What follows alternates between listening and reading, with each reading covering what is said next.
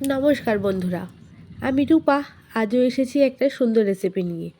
কাতলা মাছ এমন একটা খাবার যেটা 8 থেকে 80 সবাই কিন্তু পছন্দ করে। রোজকার ব্যবহৃত মশলাই কিন্তু একটু আলাদা, আর অন্য পদ্ধতিতে করলেই সেই একই রান্না খেতে হয় কিন্তু অসাধারণ। তো চলুন দেরি না করে রেসিপিটা শুরু করা যাক। আমি এখানে 600 গ্রাম মতন কাতলা মাছ নিয়েছি। মাছটাকে ধুয়ে ভালো করে পরিষ্কার করে নুন আর হলুদ মাখিয়ে আধ ঘন্টা রেখে দিয়েছি, যাতে মাছের ভেতরে সম্পূর্ণ নুনটা প্রবেশ করতে পারে আর রান্না করার পরে খেতেও বেশ ভালো লাগে। আর এখানে মাছে দেওয়ার জন্য আলুগুলোকে লম্বা লম্বা করে কেটে নিয়েছি। আমি এখানে কিন্তু চন্দ্রমুখী আলুর ব্যবহার করেছি। আপনারা যে কোনো আলুর কিন্তু ব্যবহার করতে পারবেন। কড়াইটাকে ভালো করে গরম করে নিয়েছি। দিয়ে দিচ্ছি সর্ষের তেল। সর্ষের তেলে কিন্তু মাছ বা মাংস রান্না করলে সেটা খেতে হয় কিন্তু অসাধারণ। একটু বেশি পরিমাণেই কিন্তু তেলটা দিতে হবে। তেলটা কড়াইয়ের চারিপাশে কিন্তু ভালো করে লাগিয়ে নেব। আর দিয়ে দেবো সামান্য নুন, যাতে মাছটা ভাজার সময় কড়াইয়ের গায়ে একদমই লেগে না যায়। আপনারা যখন মাছ ভাজবেন অবশ্যই এইভাবে করে দেখবেন, তাহলে কিন্তু কোনো রকমভাবেই মাছ ভাজার সময় কড়াইয়ের গায়ে একদমই লেগে যাবে না। মাছগুলোকে একে একে কড়াইয়ের মধ্যে সাজিয়ে দিয়ে দেব। এক পিঠ ভাজা হলে উল্টে আরেক পিঠও সেমভাবেই কিন্তু ভেজে নেব। মাছগুলোকে কিন্তু হালকা লাল করেই ভেজেছি, যাতে ঝোলে ফুটলে কিন্তু একদমই নরম তুলতুলে হয়ে যায়। তো দেখতেই পাচ্ছ আরেক পিঠে কিন্তু ভাজা হয়ে গেছে। এবার তেলের মধ্যে কিছুক্ষণ উল্টে পাল্টে কিন্তু মাছগুলোকে আরেকটুখানি ভেজে নিয়েই নামিয়ে নেব। বন্ধুরা যারা প্রথমবার আমার চ্যানেলে এসছো তাদেরকে অনুরোধ করব চ্যানেলটাকে সাবস্ক্রাইব করে অবশ্যই পাশে থাকার জন্য। আর যারা দেখছো অথচ লাইক করোনি, তারাও প্লিজ একটা লাইক করে দেবেন। তো সম্পূর্ণ মাছগুলো ভাজা হয়ে গেছে, আর যেই মাছগুলো বাকি রয়েছে সেগুলোও ভেজে নেব। আর এদিকে মাছের যে আসল মশলা সেটা রেডি করে নেব। তার জন্য নিয়েছি রসুন, আদা, একটা মিডিয়াম সাইজের টমেটো, একটা মিডিয়াম সাইজের পেঁয়াজ, কয়েকটা কাঁচা লঙ্কা আর কাজু বাদাম। দিয়ে দেব 1 চামচ গোটা ধনে, 1 চামচ গোটা জিরে। আপনারা মশলার পরিমাণটা নিজেদের প্রয়োজন অনুযায়ী ব্যবহার করবেন। দিয়েছি একটু গোলমরিচের গুঁড়ো, তার সঙ্গে টক দই, আর দিয়ে দেব সর্ষের তেল, হলুদ, লঙ্কা। কড়াইতে যেসব মশলার ব্যবহার আমরা করি সমস্ত মশলাগুলো দিয়ে কিন্তু একটা পেস্ট তৈরি করে নেব। এরপরে মাছ ভাজা হয়ে গেলে ওই তেলেই আলুগুলোকে একটু ভেজে নেব। আমি এখানে কিন্তু খুব একটা বেশি তেলের ব্যবহার একদমই করছি না। তো আলুগুলোকে উল্টে পাল্টে হালকা লাল করেই কিন্তু ভেজে নেব। তো আলুগুলো ভাজা হয়ে গেছে। এবার তেল ঝরিয়ে আলুগুলোকেও কিন্তু তুলে নেব। আর আলুগুলো কিন্তু একটু মোটা করে কেটেছি, যেটা খেতেও কিন্তু বেশ ভালো লাগবে।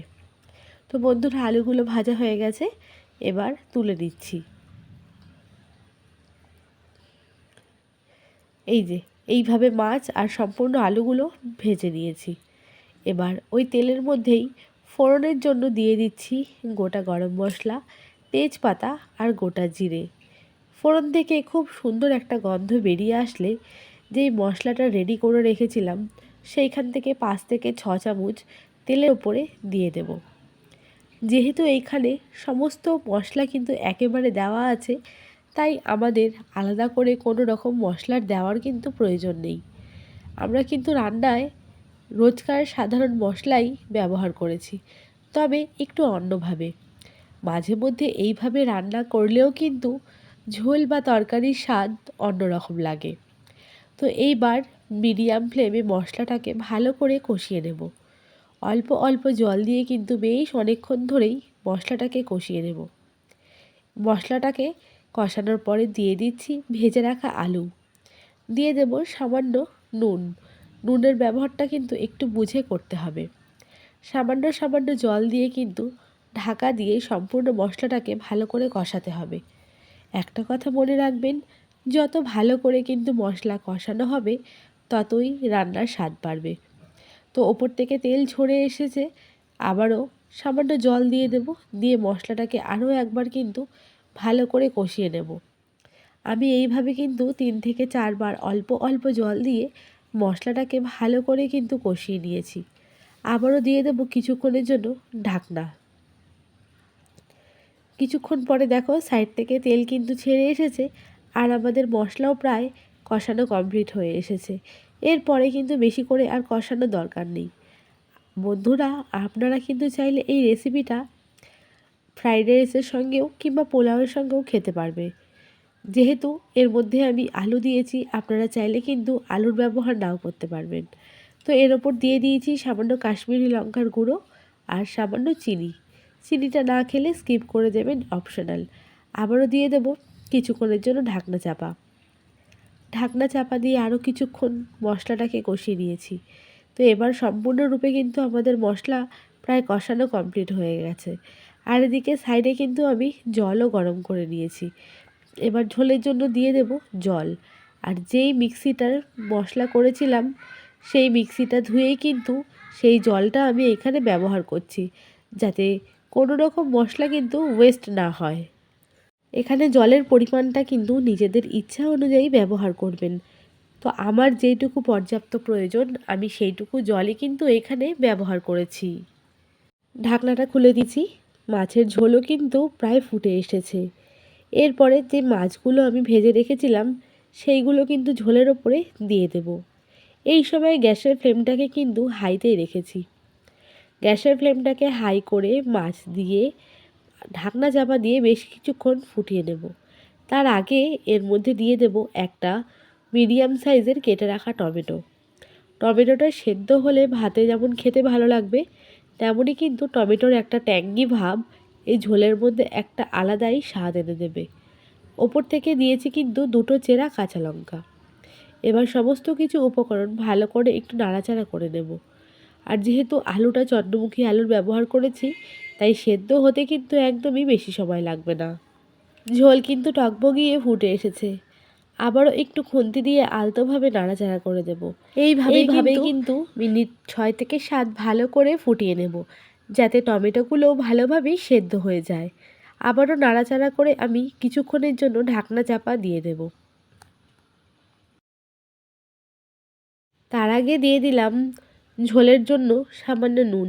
নুনের ব্যবহারটা যেহেতু আমি 2 থেকে 3 বার করেছি, তাই আপনারা যখন এইভাবে রান্না করবেন অবশ্যই নুনের ব্যবহারটা কিন্তু একটু বুঝেই করবেন। তো আবারও একটু নাড়াচাড়া করে নিচ্ছি। নাড়াচাড়া করে নিয়ে কিছুক্ষণের জন্য ফুটতে ছেড়ে দেব। তো আমাদের রান্না কিন্তু প্রায় শেষের দিকে। মাছের ঝোলের সম্পূর্ণ তেলটা ওপরে ভেসে এসেছে আর রান্নাও কিন্তু প্রায় হয়ে এসেছে। বন্ধুরা, আপনারা যে কোনো অনুষ্ঠানেও কিন্তু বাড়িতে ঠিক এইভাবেই মাছের রেসিপি তৈরি করতে পারবেন। কাতলা মাছ খেতে ভালোবাসে না এমন কে আছে? কাতলা মাছটাকেই যদি বিভিন্ন রকম পদ্ধতিতে করা যায়, সেই মাছের স্বাদও কিন্তু আরোই বেড়ে যাবে। তো আমাদের রান্না কিন্তু প্রায় কমপ্লিট হয়ে এসেছে। ঝোলের গ্রেভিও ফুটে অনেকটাই প্রায় কমে এসেছে। কেমন লাগলো রেসিপিটা অবশ্যই কমেন্টে কিন্তু জানাতে একদমই ভুলবেন না। তো এবার গ্যাসের ফ্লেমটাকে একদম লোতে করে দিয়েছি। দিয়ে দিচ্ছি একটু গরম মশলা। গরম মশলা দিয়ে কিন্তু গ্যাসটাকে বন্ধ করে দেব। আলতোভাবে খুন্তি দিয়ে একটু নাড়াচাড়া করে নেব। নিয়ে কিছুক্ষণের জন্য রেস্টে রেখে দেব, যাতে গরম মশলার ফ্লেভারটা সম্পূর্ণ মাছের মধ্যে প্রবেশ করতে পারে। গরম ভাতের সঙ্গে এই রকম কাতলা মাছের যদি একটা রেসিপি থাকে, তাহলে বিশ্বাস করুন বন্ধুরা, আর কিচ্ছু কিন্তু দরকার নেই। আর অবশ্যই আপনারা এই কাতলা মাছের রেসিপিটা একদিন বাড়িতে ট্রাই করবেন, করে আমাকে কমেন্টে জানাতে কিন্তু একদমই ভুলবেন না। একদম ঘরে থাকা সামান্য কয়েকটি উপকরণ দিয়েই এত সুন্দর একটি মাছের রেসিপি তৈরি হয়ে যায়। তো আজকের মতন বিদায় নেব। সবাই ভালো থাকবেন, সুস্থ থাকবেন। আর অবশ্যই রেসিপিটা আপনাদের কেমন লাগলো সেটা জানাতে কিন্তু একদমই ভুলবেন না।